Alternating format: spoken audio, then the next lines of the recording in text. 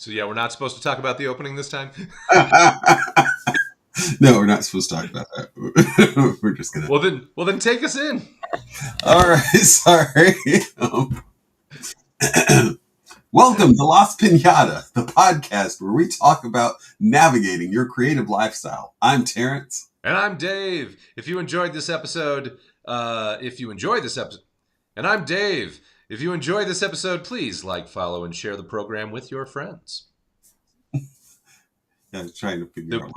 He's my only friend, the only person I'm sharing.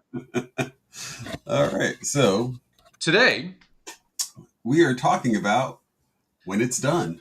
You know, when do you know when a piece that you're working on, a creative work, is finished and ready to, or what does it even mean to be ready? You know, does that mean?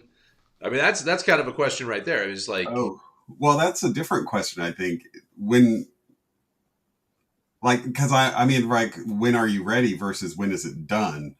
I think they are very similar questions. Because like right now, okay, I wrote a piece. I wrote 3/4 of a story in April. Yeah. And then I walked away from it for May and come back to it in June. And it's like I'm been formulating how I'm going to reapproach it for the revision. And I've just been stuck. I mean, what are we on? We're on the 8th day of June, and I'm actually should probably not talk about dates. Yeah, because who knows when people are going to be listening to this? Well, wait, you haven't even revised it yet? No, I didn't. That's so far outside of the boundaries of what we're talking about. Then. No, but this is because, okay, I was done with it, right? But I know I'm going back to revise it. And then when am I ready is about when am I ready to start revising it to make it, and then I'll go back to being done again. I mean, that's writing. It's, you know. Oh, okay. So okay, because this is a completely different question than, well, this is why we hash this out. Yeah. So to me, when is it done means when is it a completed piece of a work of art or a creative piece, which is, so I mean. So to me, to say like, when is it done? Like that's when it's really done, when it's absolutely finished, complete. You're ready to walk away from it. Yeah. Well, that's when it's ready. Yeah. To take it to the next step, you know, whereas like you're asking about like, is it done enough for me to go to the revision stage? Is that's a yeah. See, I don't know. See, ready, not even close to done. I think the word ready just triggers me. Sorry. That's okay. All right. Well, like, is it ready? Then it is different than is it done? To me, I guess that's all. Sorry. Well, you know, because you could be done with something. It's like, this is as good as it's going to get, but I don't think it's ready to be released or something. So, you know, you could be like, I'm just done with it. Yeah. This baby is stillborn or something, you know? Yeah. Because I mean, I can have things that are ready. Like, is it ready? Like, am I ready to let it go and let other people see it? Isn't necessarily the same as it being done. It's not complete. This is interesting. It's a nuance that I hadn't thought, because to me it meant like, if you're done with it, you may be done with it, but you may not want to show it to people. You may not want to put it out there. But at the same time, you know, if you're like me, it's like I'll put out first drafts, you know. So for me, it's, you know, if I put out a first draft. Just because I figure that, you know, when I do a revision or something, you know, a more polished version, that's just a different stage to show people.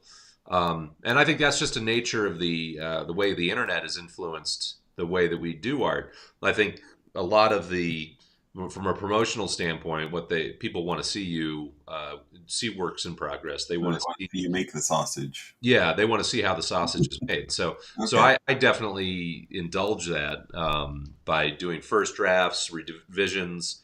You know, if we're talking songs, you know, you can get away with that. You'll get like you know, because you can look at, you know, this is the rough draft. This is just the very rough version. You know, you can even post like scribbles of lyric sheets and stuff. People get off on that sort of thing. Okay. And then you can do,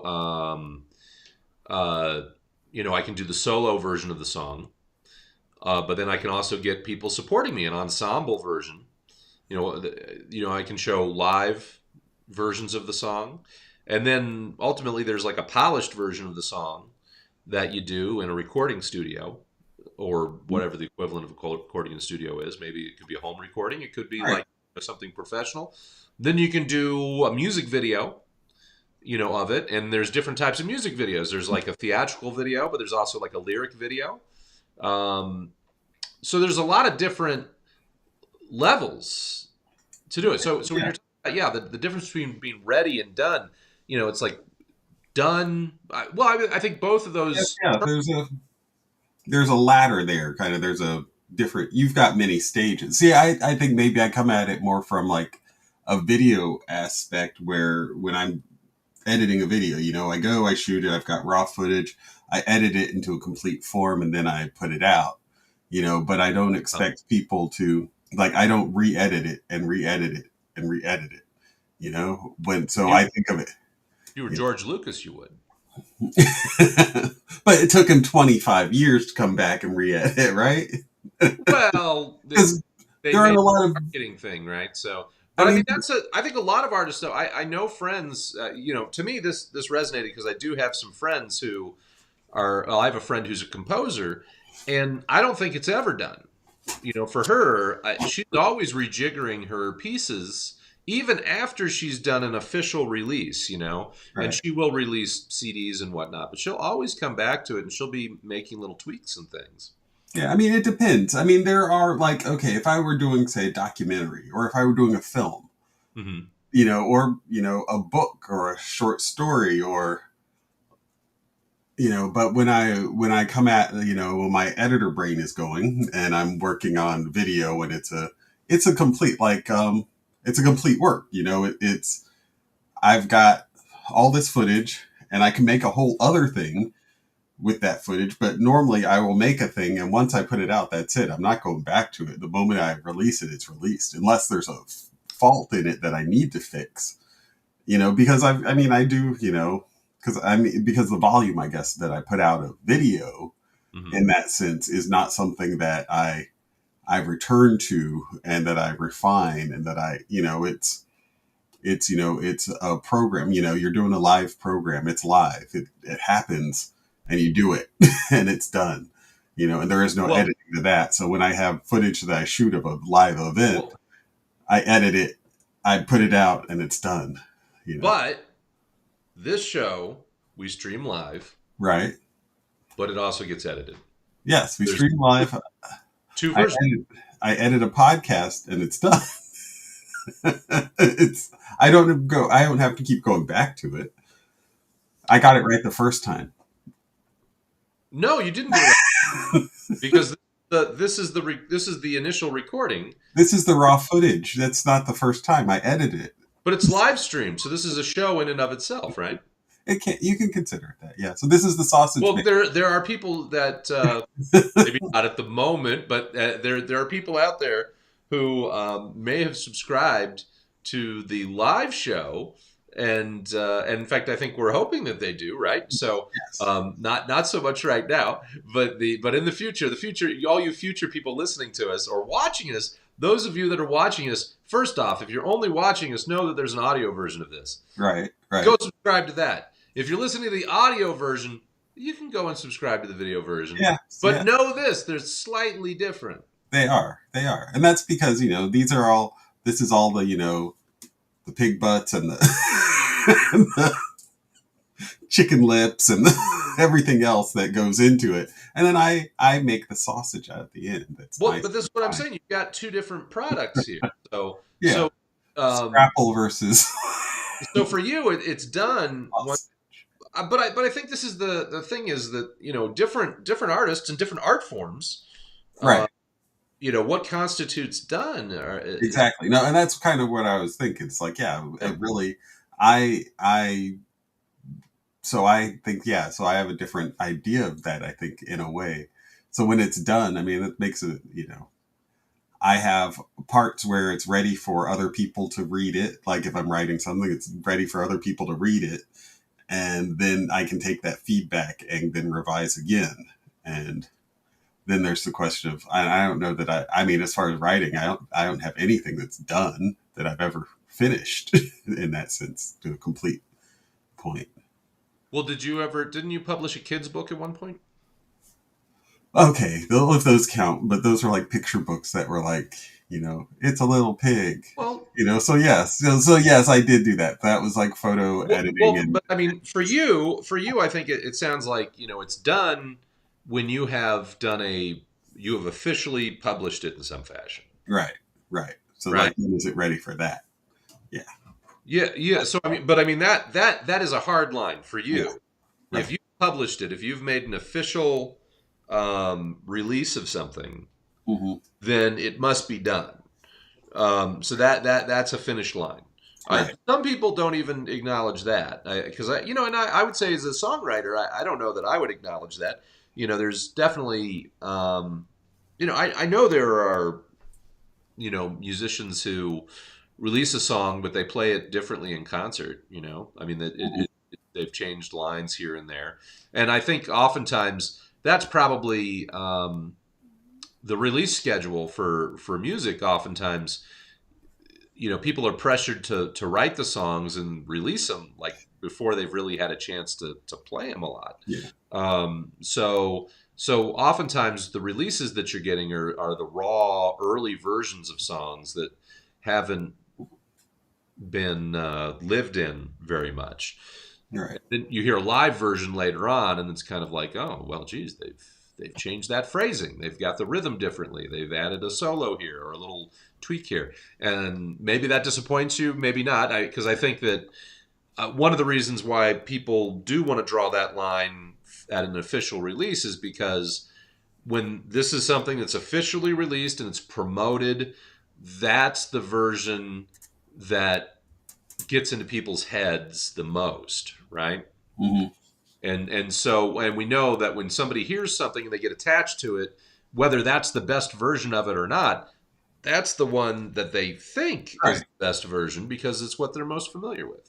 No, that goes to like George Lucas and Anakin Skywalker's Force Ghost, and or did Han shoot first? That those elements of you go back and you edit it, and you may have a new vision now, but a lot of people like the old vision and prefer the old vision. So, Yeah.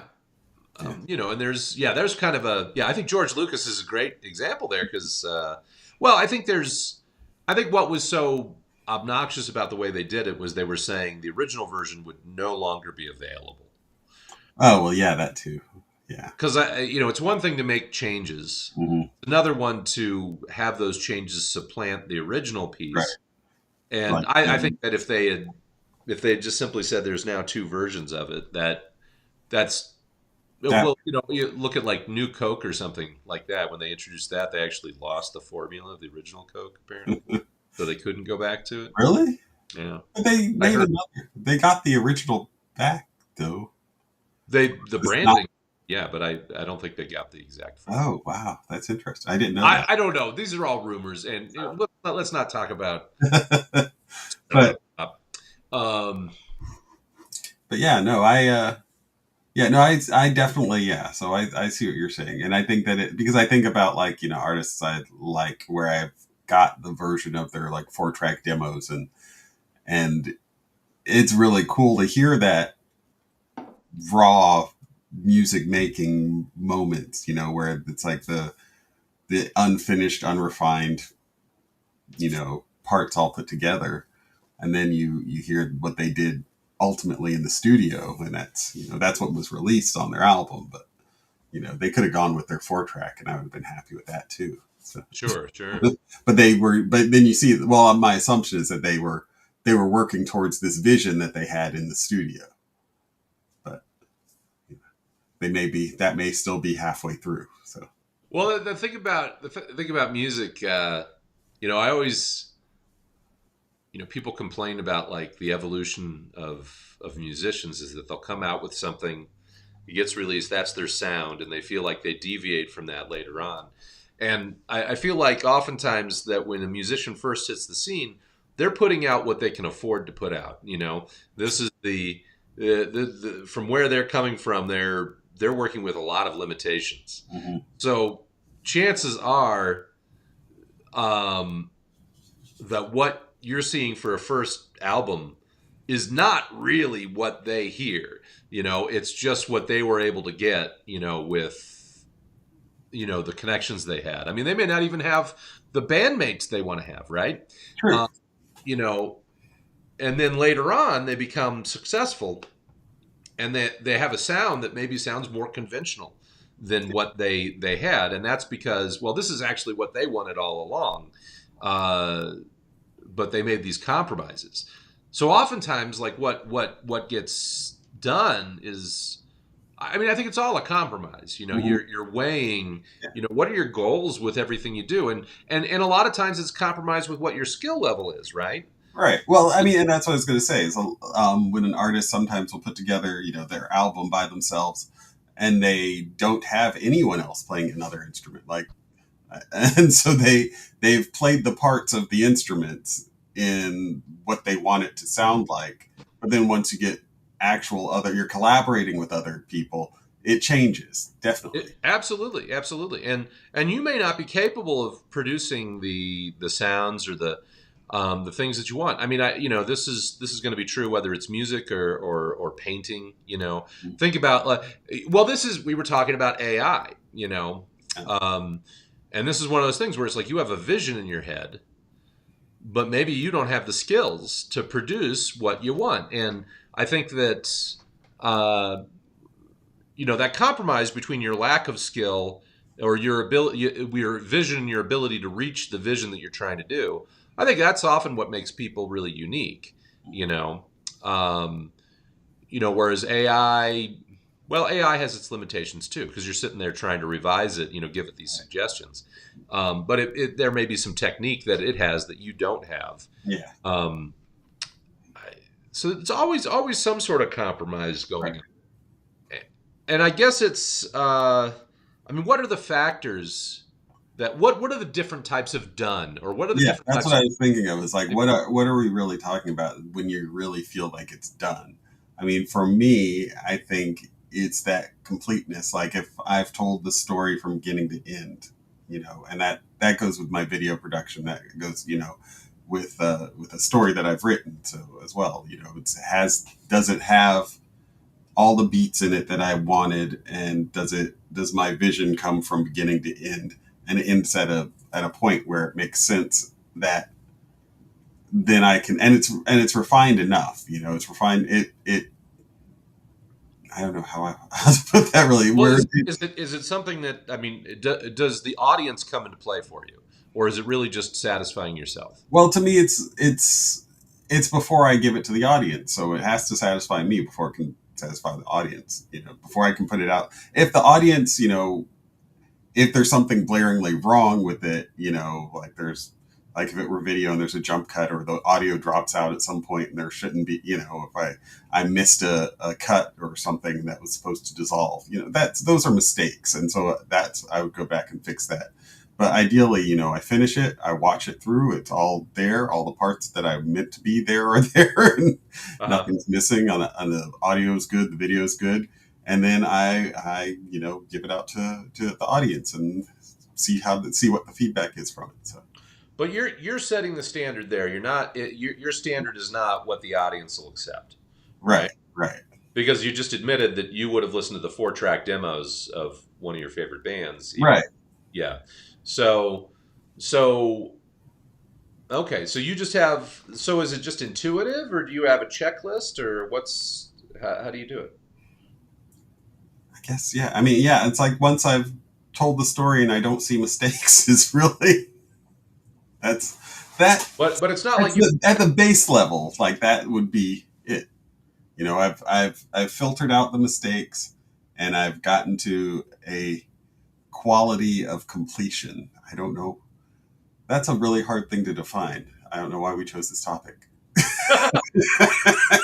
Well, I know it. Like when I'm putting together a podcast, I actually have a little bit of a checklist. There's certain common things that I shoot for. I want to make sure that, I may make an edit, I'll go through the first run through. I'll go through and because I guess we're cut. It's hard to talk about this without talking about revision, right? Hmm. So, I'll go through and I'll edit out the ums and ahs or any long pauses that I think don't need to be there. I mean, you have some ums and ahs are just natural and breaths and stuff.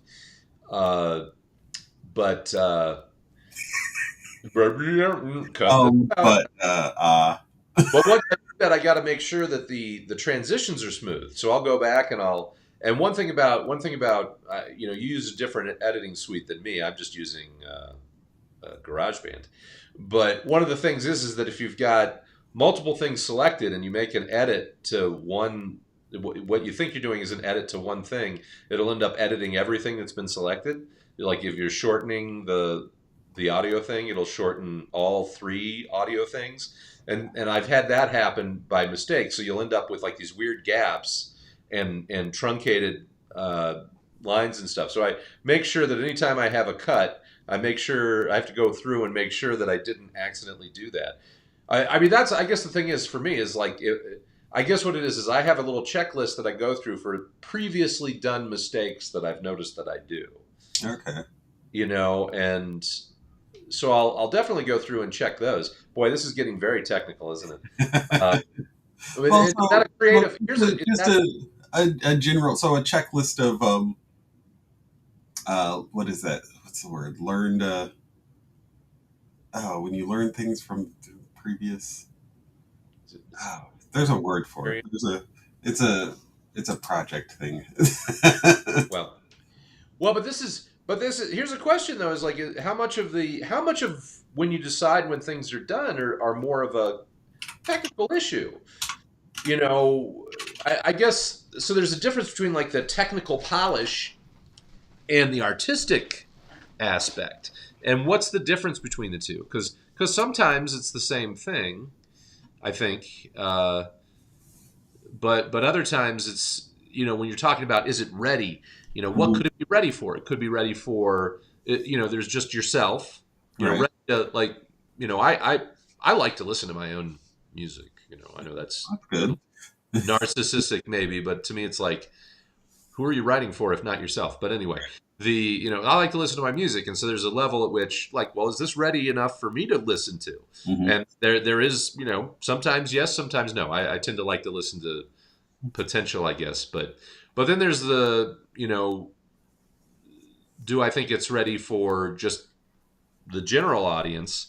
Well, is it ready enough to release as we were talking about the layers of release, the social media promotion stuff where you're showing the nuts and bolts, you're showing the sausage being made. Is it embarrassing? Is it embarrassing? Or if it's embarrassing, is it embarrassing in a reasonable way? Well, I was going to say, do you fear though the loss of like your marketing push, like your ability to make like this song a hit, per se, that if it's already out, before it's where it could be, it's like if you have a really great hook, but you don't have all the rest of it, and you're like, oh, this is such a great hook, and you just put that out, but it doesn't have everything else to fill the rest of the song. Do you? Well, I don't know. I mean, I'm not working at a level where I think that I'm getting that much scrutiny. I mean, if I was really famous, that might be, if I was nationally or internationally famous or something, then you'd have people pouring over all that stuff, and they might have, be anticipating it later on or something. But the way it is right now is, we've talked about this, that in January I write a song every day, and there are 31 rough drafts for songs, and I put those all out. But the way it comes out is it's just this big dump of creative dump, and people do listen to it, but I think it gets lost, and and some people really like certain ones, but because there's so much of it coming so quickly, I'm not too worried about it. I mean, I get enough feedback that I know what people like.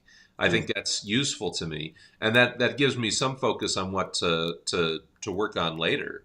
But then I'll develop it from there. And no, I don't really have any concerned about lessening the impact of a final version. Okay. If I did a lot of it in short succession, if I did like a first draft this week, Hmm. an ensemble recording the next week, and then a polished recording the next week, that may be so. But if we're talking over the course of a couple years, which is what it really plays out to, Yeah. then Okay. I'm really worried about All right. Yeah. No. it. I Yeah. know. Yeah. No. I think. I mean, when you're talking about like, yeah, you listen to your own music. Yeah, I write stories for myself, so I entertain myself with my stories. So, and I when I get to the end of the story, and that's why I have more first drafts than revisions or edits, is that I enjoy the story, and when I get to the end of it, it's like I've read the whole story, and that was fulfilling for me, and then I'm done. But I really need to go Oh, back before, and like I'm not done. I'm done writing it, and I can stop writing it and then move on to another thing to write. But it's not ready for anyone else to read. It's not a complete story or a complete publishable or viewable or legible, honestly, story for anyone else, because I just go free form, and I get to the end. Like the last thing I write might be the beginning, might be the prologue. but what you're done with when you at that first stage is really just you're done expressing yourself Right, in the. I mean, you've gotten it out, and it may not. But I mean, until you sit there and do the revision process, you don't really know if what you thought you were expressing is what you're actually expressing. right. I mean, I Because think I'll that. go back and I'll think, like, I might think of like, oh, is there a theme to what I was doing in the end? That developed over the course of me writing it.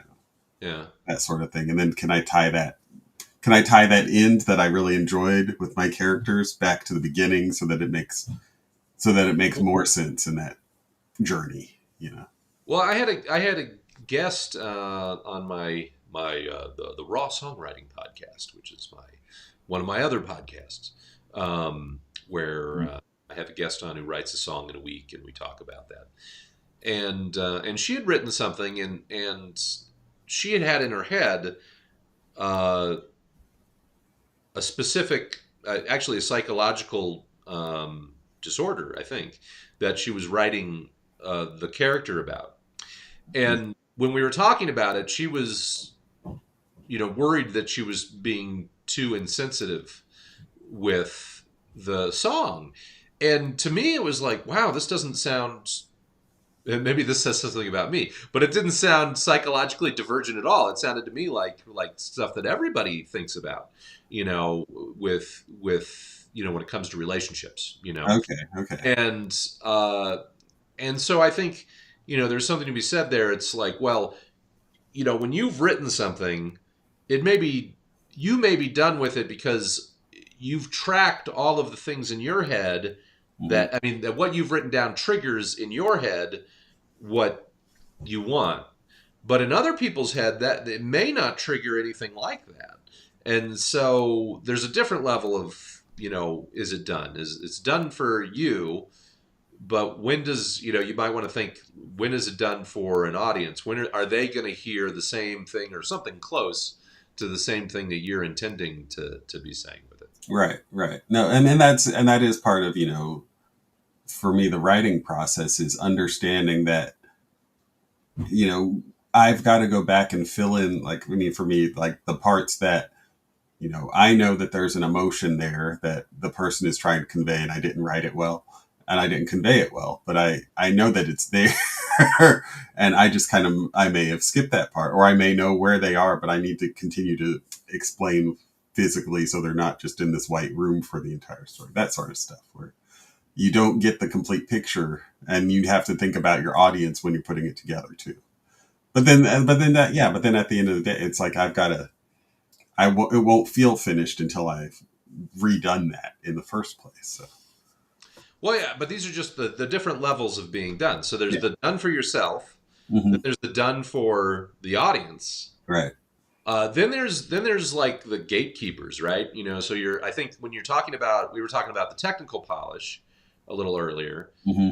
I think a lot of that sometimes, I think a lot of times the audience really doesn't care about some of those things, but Right. Right. you're dealing with, in your case, you're a video professional. I mean, you've worked in that for a long time. So like if you released something that wasn't technically polished, you're maybe going to be embarrassed by that. But is that embarrassed from, I mean, the audience? We know the audience will take stuff that's much lower quality, Yeah. right? So Yeah. it's like you're really playing that for a different audience, which is an audience of Well, level. I think you have basic standards. I mean, you're gonna have basic grammar in a book. You're gonna have, basic sound quality. I think that, people that I shouldn't say you have to have, but they're the basic standards. I've got video standards, color standards, audio standards. If my audio is too high, you won't be able to understand. If my videos levels are out of whack, it'll be too dark or too light. Just those. I mean, and those are just the standards and But little corrections that I have to make to fit into this box of where I'm releasing it. but I think I think the key here though is that there's kind of this. I mean, it's a standard that it's separate from just the general audience. Right, right. Because you've But got that that's be very frustrating for professionals. It's like you've got folks that release like flash fiction or something like that, mhm. which is oftentimes is rife with grammatical errors and or inconsistent um, tenses and things like that. Right, right. But they may be really popular. The audience may eat it up, but a professional may be just like, wow, that sucks. Yeah. So I mean, and like you said, the audience always doesn't care about that at all. Yeah. You know. Well, but so we've got yourself, you've Mhm. got your audience, you've got kind of the professional standards. Well, I was going to say that in the other order. You've got yourself, and then you tend to have your standards, your professional standards, and then you've got your audience who doesn't care about the professional standards, but that's generally how you get it to your audience is by meeting those standards. Unless you're well, but we were just talking about how I release stuff. I'll release first drafts, I'll release the revisions. But That's that, but that's the audience. I mean, you're so not going to release it without it being able to be heard. There's a level still that of just like your bare minimum basic standards. That's oh so well, but that's it may not be completed, it may not be refined, but it still has those basic standards that allow an audience to partake of it. well, but that's a different. Well, this is good to know. Yeah, this is a good thing to talk about because that's a different standard than the professional standard. The one that you were talking about. Well, I mean, I think there's. I mean, yeah, it's like obviously you need to have a minimum. I mean, that's true for yourself. Even when we were talking about it obviously if you've got a video that cuts out you know every 30 seconds, mhm, and the audio is just blurby and you can't hear it. Yeah, I mean but that's true, even that's like the first level then, right? right, There's bare minimum. But I think there's you need a platform, right, you need a legibility, right? And if you yeah. can't read the handwriting, then that's not, or if it's not typed or something. But see this. Okay, so because I am But thinking that's of this as a video editor. Okay, so I do I'm trying to think what was it. It was like a presentation that a person was putting on. It was a whole meeting, and they're on stage. They're next to a big screen with their presentation and everything, and the camera is picking them up. But when the camera is on them and the screen, they're in the dark because the screen is so light. So uh, I could release that video. It's legible. You can hear it. You can see it. When I zoom into them, my iris opens up and you can see them. When it's out, my iris, sees what's on the screen, but they're kind of shady. So that was of raw footage, and and however their microphones come in, when one person talks they're up here, the next person talks they're down there.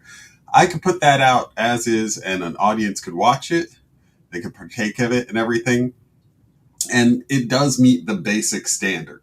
There's video, there's audio, you could see it, it was completely legible, all of that. But would I take it to so that would be what I would call your professional, I guess maybe that could be your professional standard.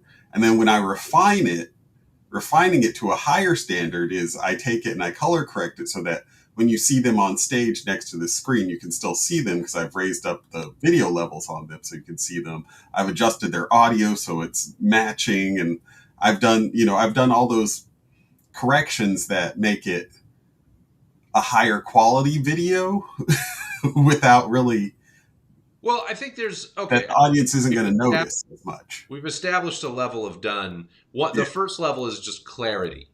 I yeah, think is there. yeah. So like, is it? Have you reached a level where people can actually partake in the art that's being put out there? Do you? So like, if you've recorded a song or if you've recited a piece of poetry, is it legible? Is it something that people can read? Is it something that somebody can listen to? Is it something that people can see on a screen somewhere? And I understand like there's kind of artistic ways you can play with lack of clarity, but Right, that means that part of the art is being unclear. But if you're are you is it transmissible at all? right. Is the first level. Yes, that's what I'm saying. But Yes. so transmissible clarity, that's one level of being Right, done. The next level of being done is probably just well, and I don't want these to be like a tier. I don't think this needs to be a tier. I think these are all just separate levels. Because if you're satisfying yourself, that's going to be completely different for different people, right? right, right, So satisfying just yourself is one thing. Satisfying the anticipated audience is another, and then there's trying to impress people, your peers maybe, or right, maybe peers are not the thing, but the gatekeepers is kind of the term that I like, because it's like, do the because they may not even be professional gatekeepers, right? It could be a right, could be a producer, it could be somebody could be an art curator, right. but there are people that they have certain standards that are probably that may be above the audience, though audiences, that varies, obviously, the standards of an audience. Mhm. I think another question of when what a different type of done or being ready is legacy, long-term legacy.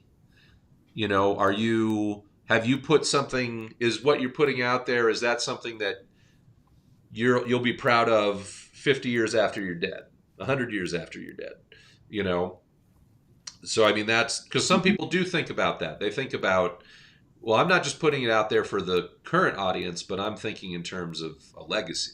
Yes, that So that's another layer of being done. right, Are right. there And honestly, and some people I think do put things out and then revise them, come back 20 years later and revise it for that purpose of the George, legacy. George Lucas? Yeah, to refresh it and to make it more vibrant to a later version, because you could finally, like with him, I think a lot of it was I had the technology to finally make it what I wanted it to be in the first place too. So, So, you so know, what if Leonardo? What if like through time travel, Leonardo da Vinci was brought back, and he saw the Mona Lisa in the Louvre, uh-huh. and he was like, "Oh man, I gotta go fix that." Yeah, yeah, yeah, I mean, would that be? See, there. I think one of another question in my mind is always like, when does the art? When does it cease to be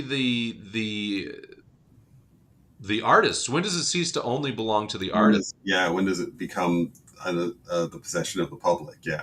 Yeah, because I think there is a point where it becomes so, Mhm. where it certainly feels that way to the public, right? Right, They become very partial to it.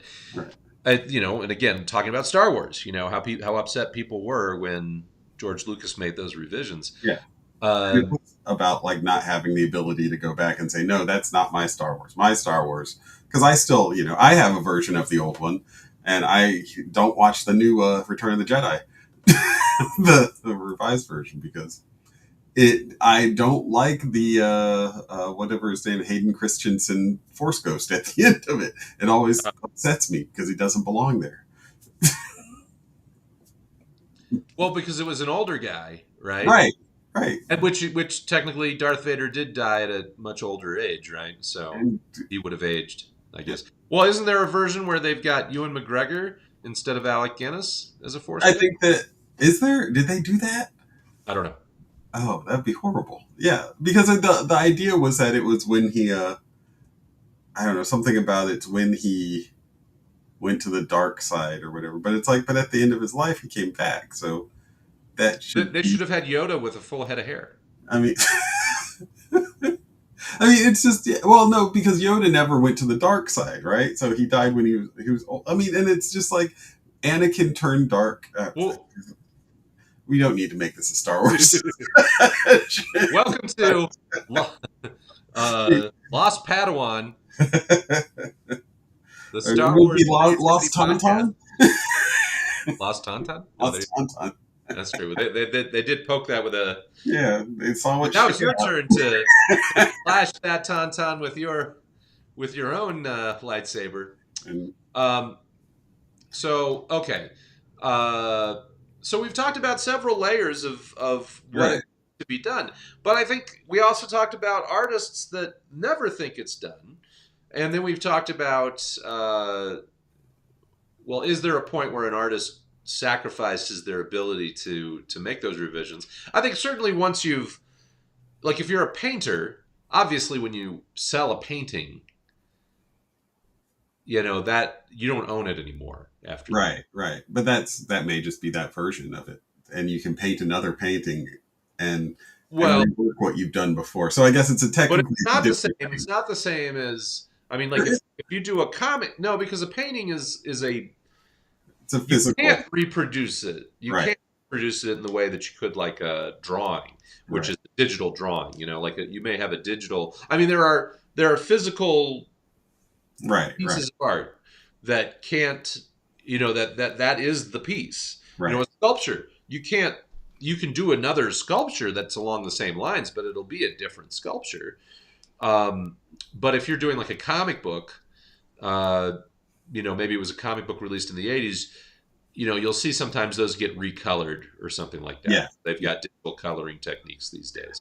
And on the one hand, I'm sort of like, oh, yeah, like coloring was so bad, you know, at yeah, certain points that yeah. you're like, yeah, yeah, you know, it's like I'm glad they're recoloring it. But on the other hand, it's sort of like, wow, it's they've done too much. They've over, you know, corrected. You know, it loses some of its charm.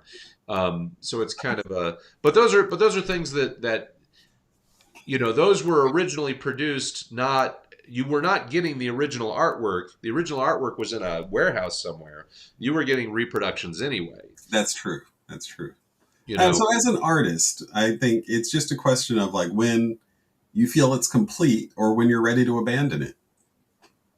Yeah. That's I think it's ultimately a subjective thing, but I think we've covered just sort of some of the different considerations there, Mhm. and you know, for me, you know, since I release things kind of piecemeal anyway, and in the process, it's not as huge a deal that it needs to be one release, you know. Um, so just because we were talking about the difference between being done and being ready, and right. so even if it's not done, to me it may still be ready to be presented to people, and then it'll get revised as you go. I mean, I do think there is a point at which I'm able to let go of Mhm. a piece, but it may have been presented many times, you know, because we're talking about songs. You know, I'll play them Right. on stage. The way you promote music these days is online, so there's a lot of times it'll be performed live but recorded online. Mhm. So there's a lot of different versions of those things out there, but it may be done uh, after I've done several iterations of it. You know, there's a lot of songs I've played many times where I've never sat down to really do a revision. Mhm. You know, it's just well, oh, this is a different level of done we didn't talk about. Uh, Provisionally done. You know, does it like when I'm doing my first draft songwriting, I'll you know I say it's like well I have to write a complete song by the end of the day, right? Okay. But what counts as a complete song? What means for it to be done? And that to me means structurally complete. You know, it feels like it's got, you know, the elements of a song. Mhm. But it may not be a thoroughly polished aesthetic thing. It just means that it's complete in a provisional way, but it definitely could be better. So, Okay. have we gone well beyond the I discussion? think we, yeah, no, I think actually, I think we're done. Okay. All right. Well, At let's least start. provisionally done, right? Or it's a first draft. It's I think ready we're for. ready. I think we're ready to stop recording. I think we're ready And I to. know that there will be some editing done after this for the audio podcast. So, all right. Well, then let's read the outgoing blurb here. Dang it, I'm not ready for that. Come on, Terrance, get with the program. He wasn't ready. That's right. Should I just start and you'll Go jump in? ahead. Hopefully. Well, hey everybody, that's it for this episode. If you enjoyed it, please be sure to like, follow, and share the program with your friends. Also, I do some other podcasts. I'd love for you to check them out. That's me. Uh, Mhm. I have a podcast called the Raw Songwriting Podcast, where I interview songwriters and force them to write a song in a week. I have a micro pod called Sleepy Tales and Slumber Tunes, where I read some poetry or short fiction and then play a song that I think relates to that. And then I also do my movie review show called Mr. Waz. That's MROW. I'm sorry, MRWOS, which stands for Movie Reviews with Original Songs. And what I do there is I review a movie and then I play one of my songs that I think relates to the movie. So I would love to have you come check out those. Those are available on podcast platforms everywhere. Well, now it's time for you to whack your own pinata and see what shakes out. Now get lost. Beat it. Wah. All right. Oh, here we go. Oh, wait, do you want to play the outro? Yeah, I was going to play. Yeah. Here we go.